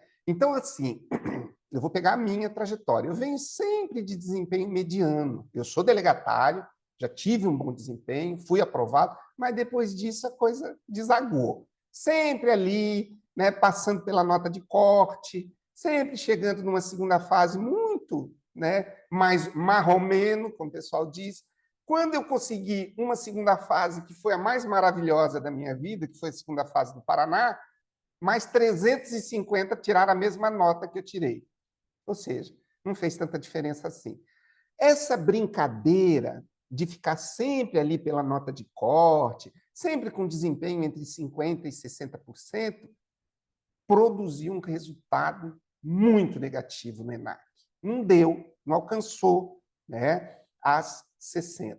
Então, isso aí fez com que eu fizesse uma revisão realista de onde é que estava faltando. E eu percebi que o que estava faltando em todos os meus projetos, em todas as minhas teorias, eram horas líquidas. Então, eu passei a não aceitar nenhum tipo de projeto, metodologia, material que não tenha por base o estudo em cima de horas líquidas. Tá? Então, pessoal, os colegas dizem, sim, Pedro, você é professor, ela tem doutorando. Você não tem vergonha de dizer que foi? Eu tenho orgulho de dizer que eu reprovei. Por quê? Porque eu tenho orgulho de reconhecer onde eu estou errando. E eu gosto muito de retomar, eu gosto muito de superar. Então, a criação desse grupo tem essa natureza. Esse grupo aqui não foi criado para quem está tirando primeiras colocações. Parabéns aos membros desse grupo que passaram aí no ENAC. Por quê? Porque certamente não passaram pela beleza dos seus olhos, né? Nem pela positividade que encaram a vida. Quem passou no ENAC e está entre aqueles 15%, tem o meu respeito. Vem fazendo a lição de casa, vem aprendendo, e isso é algo que me inspira. Então, hoje, os 85% que reprovaram, eu sei que tem muita gente de qualidade, mas eu, particularmente, e estou entre os 85% que reprovaram, esse 85% não está me inspirando em nada. O que me inspira é saber que, mesmo diante de uma prova lascada daquela e de 85% de reprovação, teve 15% que passou. E dentro desses 15%, muitos acertando mais de 80%. É essa galera aí que eu quero ouvir, eu quero saber o que eles estão fazendo, o que comem, o que fazem, onde vivem, né? Porque eu quero me tornar um deles. E para isso acontecer, só teoria não ajuda. A gente tem que botar a mão na massa. O que fazem, o que vivem, o que pensam, né? Porque né? A gente olha o pessoal dos 85% dizendo, meu Deus, é impossível. É impossível, não foi impossível para 15%. Então a gente tem que saber o que eles estão fazendo. Professor, parabéns pelo seu testemunho, porque isso daí faz com que a gente sinta que a gente deve estar sempre focada naquilo que a gente quer.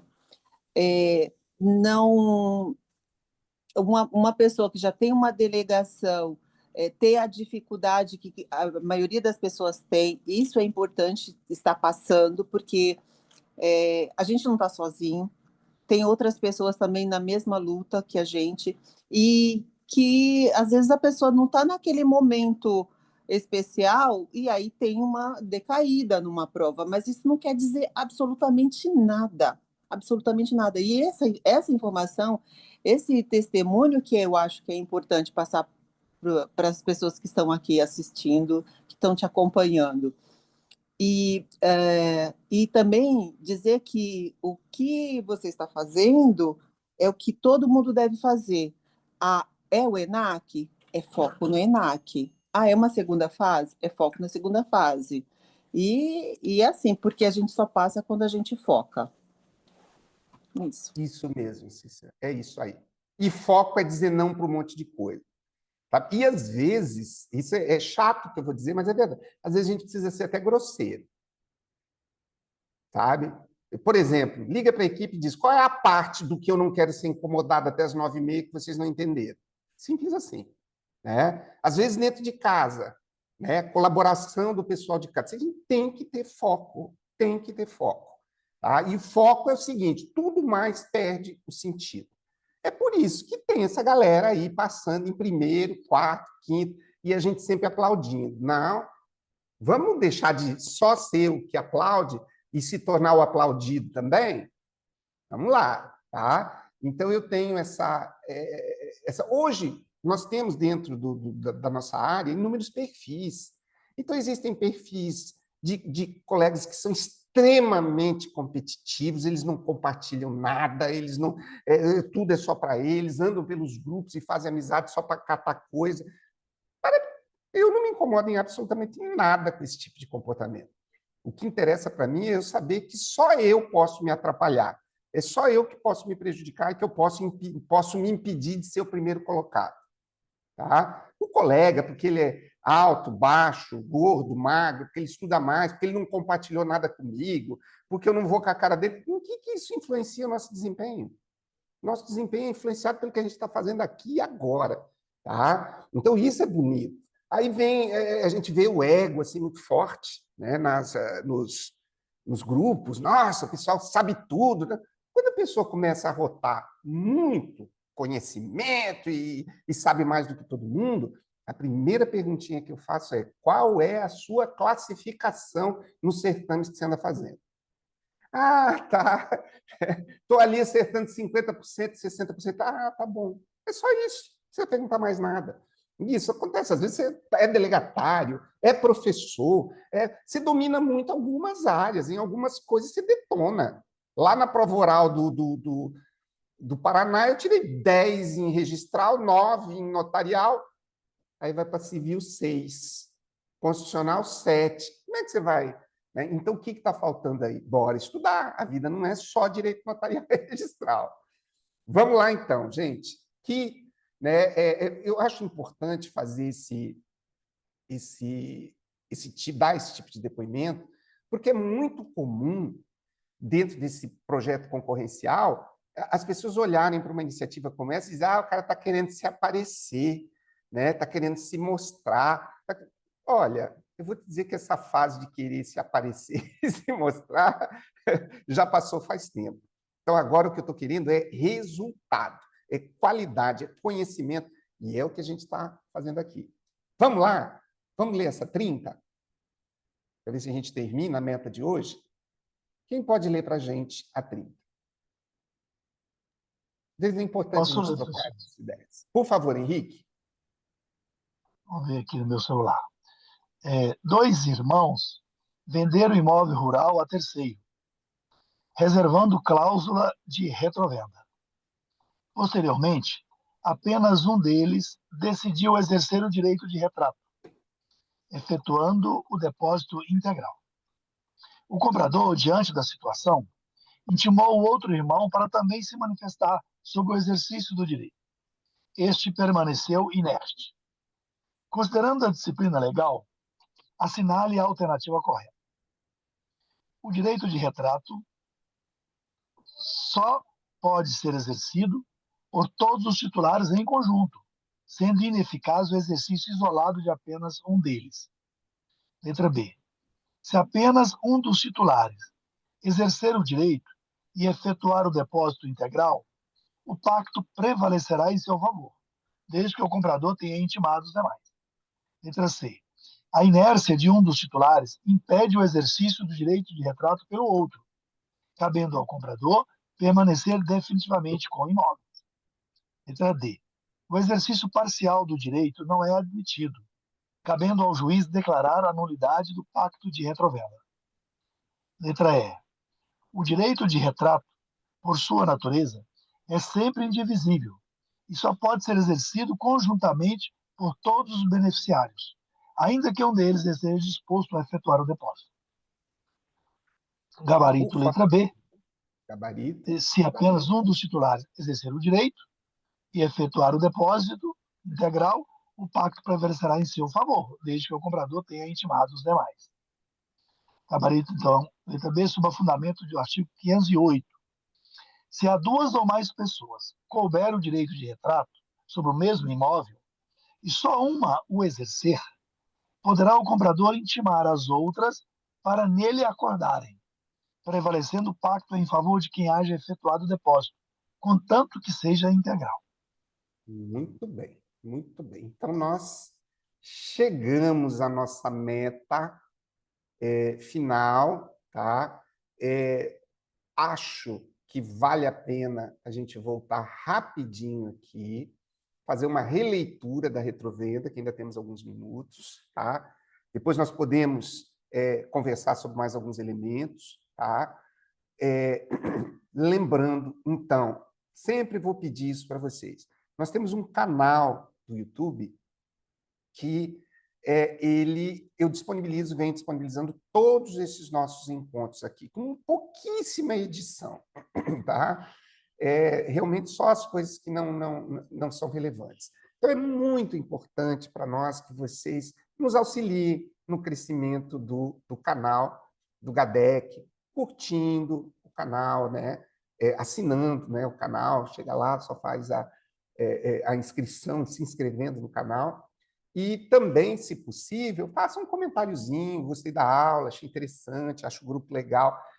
Por quê? Porque isso faz com que o YouTube, né, parece aquele papo de youtuber, né, distribua mais o vídeo, torne mais relevante, dê mais legitimidade. Isso, por um lado, né, vai auxiliar muita gente, por outro lado, vai fortalecer essa iniciativa, vai possibilitar nós trazermos cada vez mais gente que realmente está com sangue no olho, tudo bem? Então, eu peço esse auxílio para vocês. Eu vejo, assim, que tem vídeos lá que estão 200 visualizações e uma curtida.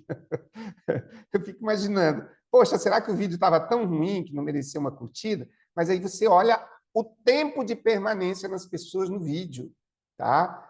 Tempo altíssimo. Por quê? Que pegam os vídeos do começo até o final. Então, não custa dar uma curtida, tá? Então, só fazendo uma pequena revisão aqui. Das cláusulas especiais à compra e venda, da retrovenda. Só Pode uma falar. coisa, é que às vezes a gente não sabe da importância do curtir. A gente está acostumado com essa propaganda toda e acha que aquilo lá é do pessoal da propaganda. Tal. A gente não sabe que é meio que também uma gratidão, né? Pelo É uma trabalho feito, pelo trabalho retribuição, executado. um reconhecimento. Mas é muito bom o senhor dizer isso aí para a gente. Muito obrigado também. Legal, gente. Sempre que possível, compartilhem, né, para colegas. Olha, tem uma iniciativa boa que eu estou participando. Faz essa divulgação. Eu acho isso bem legitimador, é estimulante, porque é extremamente frustrante você tem essa aula gravada, e você faz a edição, aí coloca lá e e aí ninguém vê, ninguém visualiza, ninguém comenta, e acaba achando que não tem relevância aquilo ali. Então, rapidamente, vamos revisar aqui a retrovenda. Tá? Temos alguns minutinhos e eu quero falar ainda sobre um assunto metodológico aí com vocês e ouvir um pouquinho. Então, o 505 diz que o vendedor de coisa imóvel pode reservar-se o direito de recobrá-la no prazo máximo de decadência de 3 anos, restituindo o preço recebido e reembolsando as despesas do comprador, inclusive as que durante o período de resgate se efetuaram com sua autorização escrita ou para a realização de benfeitorias necessárias.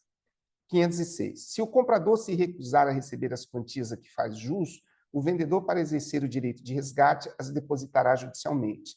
Parágrafo único.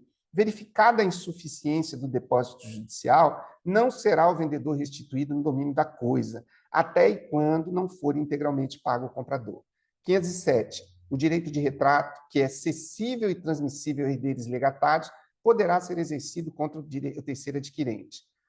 508. Se as duas ou mais pessoas couber o direito de retrato sobre o mesmo imóvel e só uma o exercer, poderá o comprador intimar as outras para nele acordarem, prevalecendo o pacto em favor de quem haja efetuado o depósito, contanto que seja integral. Bom, eu estou querendo aqui fazer uma pergunta para vocês. A maioria das temáticas que nós estamos estudando aqui, nós estamos estudando com base na lei seca, tá? Então, nós escolhemos alguns dispositivos, temas, desenvolvemos questões em cima disso. Mas tem uma matériazinha danada e importantíssima, que nós vamos precisar dar uma atenção para ela, que se chama direito constitucional. Tá? E eu confesso a vocês que o direito constitucional ele sempre foi desafiador para mim sob o ponto de vista da metodologia de estudo. Por quê? Porque eu nunca achei que fosse assim muito produtivo estudar direito constitucional pela lei seca, pegar a Constituição estudando artigo por artigo, que seria a metodologia que nós estamos adotando aqui. Tá? Então, eu gostaria de saber, na opinião de vocês, na qualificada opinião de vocês, qual é a sugestão para o estudo do direito constitucional? Faremos o estudo do direito constitucional estudando os artigos da Constituição e cada um que se vir, porque o que nós precisamos perguntar aqui é se no ENAC, no primeiro ENAC, e nos concursos, o que está sendo exigido de direito constitucional é a letra da lei, ou se o que está sendo exigido do direito constitucional é doutrina, se o que está sendo exigido do direito constitucional é precedentes, para a gente não perder tempo. Nós estamos aí com um mês para o ENAC, e nós precisamos focar numa metodologia. Então, eu vejo que a estratégia de estudar a lei seca básica de uma série de, por exemplo, né, direito tributário, vai estudar o Código Tributário, direito processual civil, o Código de Processo Civil, e, logicamente, algumas leis que são relevantes. O direito administrativo, ele já é um pouco, também nós precisamos escolher algumas normas ali. Agora, e o direito constitucional? Qual é a sugestão de vocês de estudo do direito constitucional? Pega questões aleatórias e vai respondendo, seja o que Deus quiser, que eu não curto fazer o estudo sem que a gente tenha um conteúdozinho anterior para responder as questões. Então, é possível que a gente chegue à conclusão que talvez o direito constitucional seja interessante a gente trabalhar, talvez, com uma sinopse, lendo alguns conteúdos para depois resolver questões. Qual a opinião? Como vocês estudam o direito constitucional? Que é importantíssimo. Eu tenho tomado pau em direito constitucional aí da torta à direita. Professor, sou adepta do senhor. Eu acabei de comprar o livro do Eduardo dos Santos, do Dizer o Direito Constitucional, justamente porque ele traz tanto aquela parte histórica nas provas, traz a parte histórica sempre, tá, da formação da Constituição. Eles trazem muita jurisprudência, das ações constitucionais também, muita coisa, e a gente precisa focar. A DPF, acho que praticamente toda a prova cai. Também essas novas terminologias americanas do direito comparado, eles estão trazendo bastante, e esse livro, só que ele não é um manual. Qual é esse? É o livro? É do Eduardo dos Santos, do Dizer o Direito, Manual do Direito Constitucional, mas ele não é um manual. Já vou dizendo que ele não é um manual. Ele tem, sei lá, 1.000 e tantas páginas. Deixa eu ver aqui quantas. 1.567 páginas. Então, assim, não é um manual. Ele é mais ou menos como o livro do Pedro Lenza. Pedro Lenza também é um manual que a gente tem que ser de cabeceira. Agora, o que eu comprei esse daqui, justamente porque ele está trazendo algumas terminologias que têm caído em outros concursos, não de notarial e registral, mas que provavelmente vêm para cá, né? Então, talvez assim possa fazer um resumo, né, de Constituição, de conceito. Qual se será a editora? A editora Juspódio. Juspódio. Eduardo Souza? Eduardo dos Santos. Eduardo Santos. Isso. É coordenado pelo Márcio Cavalcante, do Dizer o Direito. E outra coisa também, constitucional ou qualquer outra matéria hoje, a gente tem que ser assinante do Dizer o Direito. Sim. Tem que ver pelo menos as emendazinhas lá dele. Lá. Ele lança os livros também com as emendas, mas eu achei melhor Eu achei participar o da livro dele aqui, Manual de Direito Constitucional. Isso. E estava em Agora, promoção semana passada. Não sei se ainda está em promoção, de 200 e pouco por ainda está. 170. 239, tá? Da semana passada estava 170, por isso que eu comprei. Eu já estava. Eu comprei alguns também. Uhum. Bom, agora nós precisamos entender uma coisa aqui. Olha que interessante, adorei a dica, Cícero, tá? Deixa eu ver se eu consigo colocar aqui para a gente ver o livro dele na tela. Vocês estão conseguindo ver? Sim, na Sim, tela é lá. esse mesmo. Direito Constitucional, tá? Tá ali 239. Eu vou dizer a vocês que eu tenho aqui alguns livros, tá? Alguns livros. Tenho livros densos, livros bons, mas agora, como nós estamos em reta final, eu estou optando por sinopses, né? A sinopse que eu estou estudando por ela é essa aqui, né, do Eden Napoli, também da editora Juspodium, tá? E o que nós precisamos fazer? Eu adoro, por exemplo, Pedro Lenza, mas é um tijolaço de 2.000 páginas. Né? Então, como é que a gente pode construir um programa de direito constitucional? Eu acho, particularmente, que a gente poderia começar selecionando as questões que caíram aí na FGV nos últimos certames e, a partir daí, identificar alguns temas e não optar por ficar artigo por artigo da Constituição, porque pode ser improdutivo. Eu acho, sinceramente, que muita gente ainda não leu a Constituição do primeiro ao último artigo. Tá? Então, eu não tenho dúvidas de que um estudo de direito constitucional que leve em consideração uma leitura e resolução de exercícios por artigos da Constituição, ele vai ser extremamente produtivo. Eu só acho que talvez ele não seja produtivo o suficiente para o ENAC, que é daqui a um mês. Então, eu ainda estou aberto a sugestões. Grato, Cícera. Já anotei aqui a possibilidade de... Olha, duas dicas interessantíssimas que a Cícera deu. Além do livro, tá?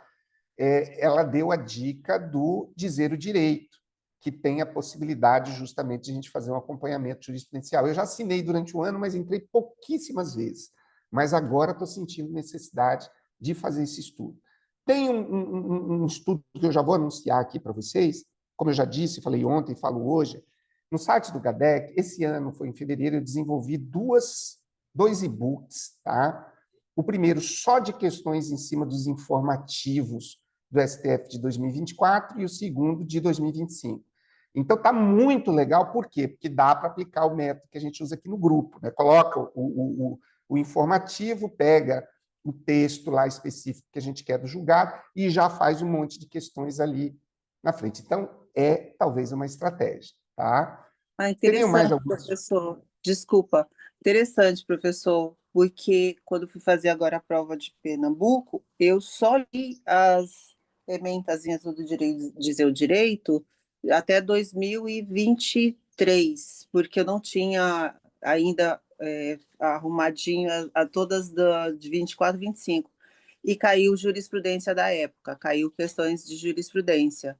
Então, duas ele perguntou, duas questões lá de oral, ele perguntou sobre posicionamento da Suprema Corte e outra do STJ. Então acho que não sabe mesmo. Então, eu vou pegar, viu, esse material aí. Obrigada. Olha, fiquem à vontade e a gente vai trabalhar esses conteúdos aqui, tá bom? Então, gente, eu quero agradecer a participação de vocês, tá?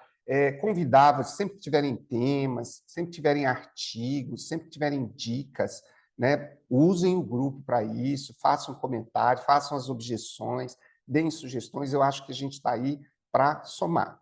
Então, fica o convite, hoje à noite, eu ainda estou decidindo se nós vamos continuar a 6766, estou achando que está fluindo tão bem que eu acho que a gente poderia já caminhar para a finalização dela e começar coisa nova. Então, até no sábado eu devo divulgar já a programação de 6 horas diárias a partir da semana que vem e aguardo vocês aí nos próximos encontros. Gratidão a todos, tá?